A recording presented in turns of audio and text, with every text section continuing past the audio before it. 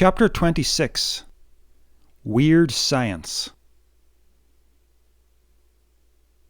My view that everything in the universe is one was a massive step away from the thinking of the masses. Was I stupid, or crazy, or both, to feel so convinced that I was right against the massive followings of contemporary science and ancient religion? My one glimpse into the weird, into the perspective that the world was perhaps stranger than what conventional thinking allowed, was Andrew's demonstration of psychokinesis. So I decided, I'm going to do it. I don't know how, but if one person can do it, so can another. I want that evidence in my hands, and I'm not going to stop until I get it. But where was I supposed to begin? Having no one to teach me, not knowing of any respected literature on the subject, I turned to that familiar research tool, the Internet. I understood immediately that there was no way to tell good information from bad. The Internet is the great free publishing playground of every seer and jester on the planet. I didn't have much enthusiasm for wading through lots of suspect PK training guides, but one avenue that did pique my curiosity was video. The internet video giant YouTube was awash with demonstrations, many of them easily debunked. I did, however, notice that there was an interesting device cropping up again and again. It was called a psi wheel. Here's how to make one. Cut a square out of a piece of paper or aluminium foil. You can actually use any thin, flat material. Foil is particularly good because it's very light. There's no importance to it being metal, and helpfully it's non-magnetic. The size is also relatively unimportant. Try 10 centimeters by 10 centimeters if you like. Fold the square across the diagonal to make a triangle. Unfold it. Fold it across the other diagonal. Unfold it again. Squeeze gently along each fold so that the center of the square rises up like the tip of a pyramid. Take a sewing needle, or anything with a sharp point, a cocktail stick perhaps. I don't recommend using the tip of a pen. I have successfully used a pen, but some pens have a lot of friction, which will make success more difficult. You need to come up with a way to keep the needle pointing skyward. So, find something you can use as a base to prevent the needle from falling over. A piece of blue tack will do. Or attach the needle to something with sticky tape. My usual method is to thread the needle through a pencil eraser. Finally, balance the square of paper or foil on top of the point, and your psi wheel is complete. You can find the psi wheel, sometimes called the chi wheel, for sale online as a commercial product, but it's so simple to make one yourself out of household materials, and the homemade version will be every bit as effective. The online videos showed people causing the psi wheel to spin without touching it. Some cupped both hands around the wheel, others used only one hand. Some made gestures with their fingers, others kept their hands perfectly rigid. Still others kept their hands well away. And even more impressively, some appeared to be able to generate movement with a transparent cover such as a glass bowl placed over the apparatus. Obviously, a piece of paper suspended on a single point of friction is very easy to move by conventional forces. Small drafts of air blowing through the room cause dramatic movements, as do convection currents from nearby heat sources. Unfortunately, the air around us is constantly shifting, and if it's moving enough to push the psi wheel, that's a huge problem. There's even something a little unintentionally deceptive in the design of the psi wheel. We tend to judge matters on what we see rather than what lies beneath. So when you see dramatic movement on an object of significant size, it's easy to forget that there's nothing more than a pinhead holding the object in a fixed position. Skeptics have suggested numerous elaborate controls for such an experiment, but there's a fairly simple one that covers most bases. Record your experiment on video. Immediately afterwards, walk away, but let the recording continue for, say, 30 minutes. Then you're in a position to compare the movement that occurs naturally with the movement that occurred when the mind was introduced. Other factors, such as the heat of the human body in close proximity to the psi wheel, must also be taken into account. That said, I knew enough about physics to recognize that a pyramid and a propeller are not the same object at all. The aim is to make the psi wheel spin continuously in a single direction for an ongoing period of time, and that requires a greater force consistently striking one side of the wheel than the other. A force striking the whole wheel should cause haphazard movements. This simple observation has been almost universally ignored by skeptics with whom I have debated.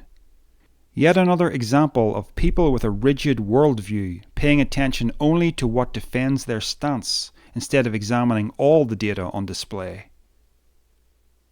I understood what the purpose of the psi wheel was from the start. Back in my teens, on those few occasions when I had attempted to move an object, I gave no consideration to matters like mass and friction. When I was attempting to move an eraser across a desk by the power of thought, what if I really was exerting a genuine force, but it was too weak to have an effect? Maybe moving the eraser by thought was like trying to lift a double-decker bus with your bare hands. Now consider the psi wheel. If there is any way to determine whether the slightest force, no matter how insignificant, is being projected from my mind, what better way to find out than by using a light object on a single point of friction? So I placed the psi wheel on the desk in front of me and willed it to move.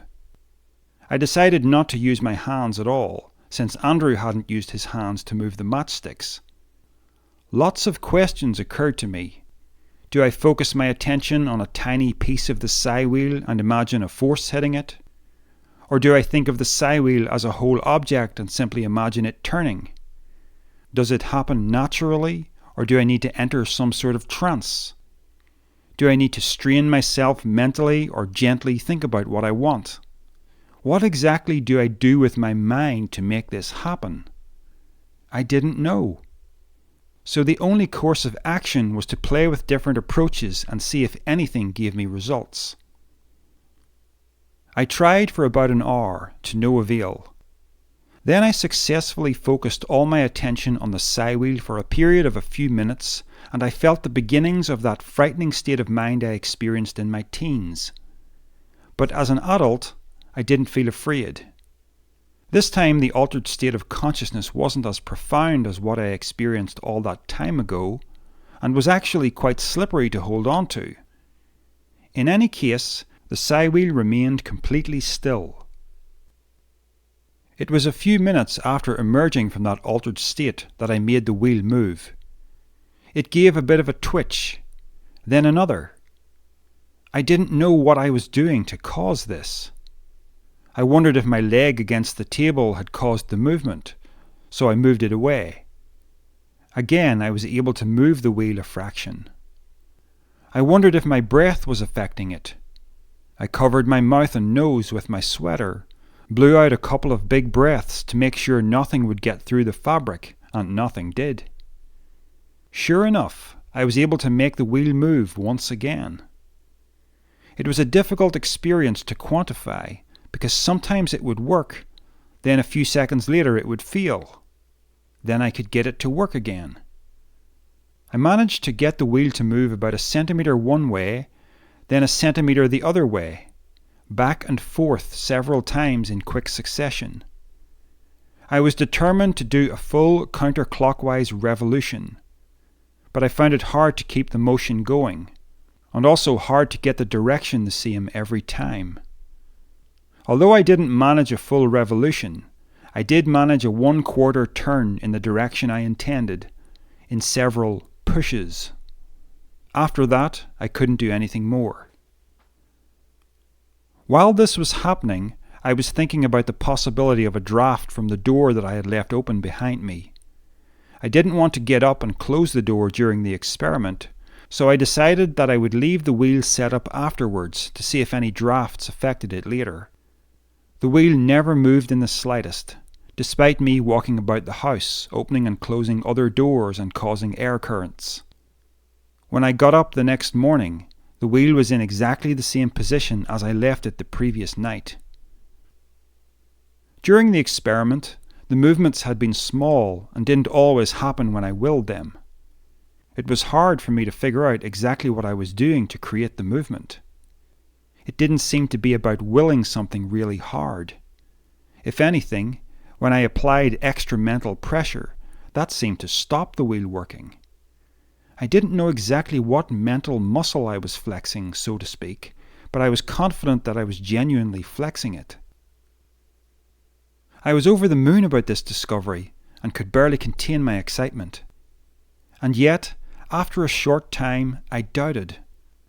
After all, I wasn't doing this in anything remotely resembling laboratory conditions, and I hadn't even taken all the steps I could have taken to ensure that my environment wasn't compromised by known forces. For the next 3 weeks, I kept trying, and I could get little or nothing to happen. Maybe the first session was a fluke and I was only fooling myself. Possibly, but I refused to give up easily. Every day I sat down in front of the sigh wheel for the best part of an hour, determined to get somewhere with this, wishing I could put my finger on exactly what I had done with my mind to make it happen the first time. Finally, after 21 days, it happened again, and much more profoundly. I was holding the sigh wheel in my hand, gripping the eraser between my fingers, and it was simply, inexplicably rotating for no good reason. Not the sort of revolutions that occur when an object is gradually winding down to a standstill. There was something perpetual in the movement. Of course, it should be noted that my hand was under the sigh wheel. The body generates heat, and heat naturally rises. However, on this occasion I was also able to make the sigh wheel spin by placing it on the table and putting my hand to the side of it, rather than underneath. Interestingly, I got very dramatic spin by holding the sigh wheel close to my forehead. It was important to test all of these results against conventional science. On another occasion, I placed 2 glasses of boiling hot water right beside the sigh wheel and recorded it on a camcorder for 20 minutes while I left the room. The wheel didn't budge. I once saw a debunker enclose a sigh wheel in a complete circle of glasses filled with boiling water, and the sigh wheel did spin.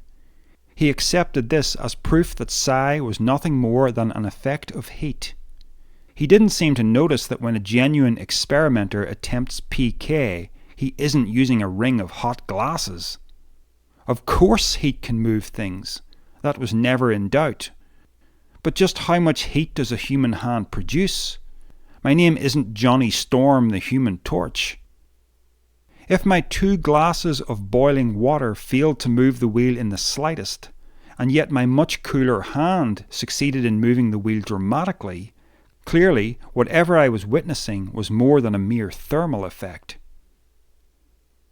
I decided to be similarly rigorous with the matter of air currents. I started wearing a mask at times when practicing. I would record what I was doing, then allow the tape to continue recording for 20 minutes after I had finished and left the room, to verify that natural air currents caused no significant movement on the sigh wheel. Static electricity was another possibility for a conventional explanation. If you run a comb through your hair and hold it close to the sigh wheel, you can make the sigh wheel move. This works for paper wheels as much as foil. It even works when the wheel is covered by a glass bowl. However, the effect caused by static is quite recognizable. The static pulls the nearest prong of the wheel towards the comb and holds it there. It's a force of attraction only, and it doesn't generate spin. The only way you can use static to produce spin is to move the source of the static about. Even then, it's very difficult. This is one reason why I advise people not to move their hands about when doing PK. I've successfully jerked a sigh wheel under a plastic cover by simply changing the position of my fingers, but once I wiped the inside of the cover with a damp cloth, removing all trace of static, the wheel wouldn't budge. Be rigorous with your environment. Magnetism is another force to consider. When watching an unrelated documentary on television, I caught a snippet of information that pricked my ears. The human heart generates a magnetic force that can be measured by instruments up to 6 feet away from the body. I wondered if I had found the natural explanation for PK. But just like static, magnetism attracts or repels. Compass needles do not spin. They find north and stick with it. How could the magnetism of the body cause an object on the table in front of me to spin? It didn't make sense. I took into account every conventional explanation I could think of, chiefly drafts, convection, static electricity, and magnetism, and all of them failed to explain the results I was getting from my experiments. And the longer the experiments went on, the more dramatic the results became. In the beginning, there was little or nothing. Then I could make the psi wheel spin occasionally. Then I could make it spin regularly. Then I could make it spin almost any time I wanted it to. In the beginning, it was difficult to make the wheel spin in the intended direction, but over time I seemed to develop better control. In the beginning, my hand needed to be quite close to the psi wheel, but at other times I could achieve spin with my hand held farther away. And eventually I could sit a couple of feet away with my hands in my lap and cause the wheel to spin. Even with all this evidence, there was still a nagging doubt. I wondered if there might be something conventional that I had missed, perhaps some minor aspect of thermodynamics that would eventually come to my attention and explain all of this in terms of known physics. I finally extinguished the last flames of my personal skepticism when I got the psi wheel to move under a big glass bowl. I had been doing PK for 9 months before reaching this stage. I started using a big bowl because I had tried often enough with a little bowl and got nowhere. Whether size had anything to do with it, I don't know.